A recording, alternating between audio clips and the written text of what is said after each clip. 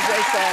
Really. Do you know, we don't normally get that. I think you do every day. A massive I love welcome the title to you. of this show. It implies raucous stuff is happening on here. Yeah. Well, we're hugely thrilled and flattered that you're being a loose woman for the day. Well, I only for you guys. Oh, thank you. Only for you loose women would I loosen up. We have all been to see the film. Oh, we thank you. absolutely love it. How important do you think it was to make a film like this?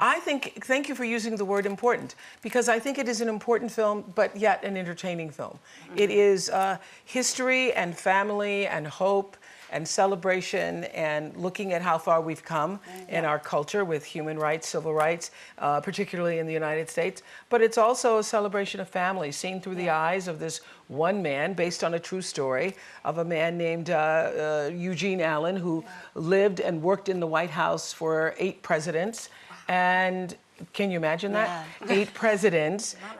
The amount of change. And so the story of the civil rights, human rights movement is shown through his eyes and the eyes of his family. Well, it's a political story told with a human face. Yeah, with a human face. Like. That's the reason I said yes to it, because, you know, my real role, every time I go into another country and they have, you know, fill out what is your occupation, I have to pause because, you know I'm known as a chat show person, but I think that for me, it's become so much more than that. Yeah. You know, I see my real role over the years with the platform of the Oprah Winfrey Show for 25 years, and now with the network, as being able to open the heart space for people. That is how I see myself, is being a person who allows you to see the stories in such a way that you can see your life differently. That's my whole goal, is for people to do that. So my choice of this film was so that people would look into the life of this African-American middle-class family and see, oh, gee, that's what we do at our house. Oh, I make candied potatoes. Well, I tell you what, I don't peel my potatoes like you do. I love that, because in one of your first scenes, I think, actually, yes, you're I'm peeling potatoes. And I think that told me so much about your character, because she was kind of just flicking. That's right. She was bored. And the fact that this woman was bored, and she was well, for the fact that she was smoking and peeling potatoes at the same time. Yes. And then we see her suppress her dreams throughout the film That's to keep exactly. the family. You are so smart. Oh, thank you. It's so natural, you know. That is so wise, Nadia. Because, you know, we, as you were talking about the empowerment of women, which is what I live for, earlier, you were speaking about that.